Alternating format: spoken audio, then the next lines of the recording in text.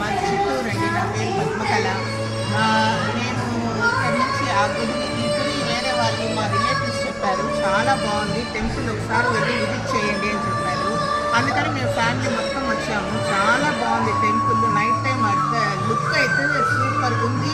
లోపల అసలు ఇన్ఫ్రాస్ట్రక్చర్ కానీ చాలా బాగుంది. అన్ని గుడి అంటే ప్రతి వినాయకుడి ఎంట్రన్స్ దగ్గర నుండి ఈశ్వరుడు, మొత్తం శివుడు అందరూ చాలా చాలా బాగుంది. మహావిష్ణువు చాలా బాగుంది. లోపల అన్ని మహర్షులు ఉన్నారు.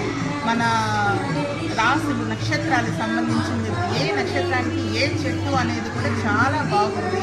అమ్మవారికి మన చేతితో మనం పసుపు దంచి అమ్మవారికి మనం పసుపు పూసి చేస్తే అది మనసుకు ఎంత ఆనందంగా అనిపించిందో మాకందరికీ చాలా బాగుంది.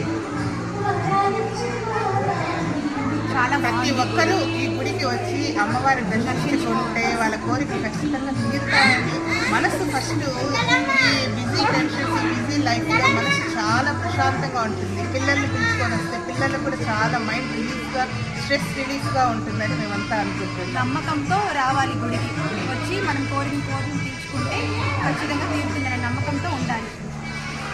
నమో వారాహి.